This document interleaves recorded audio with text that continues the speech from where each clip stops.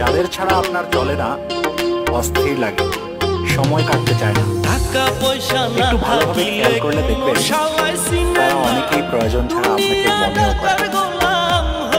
এই দুনিয়াটা স্বার্থের খেলা হয়।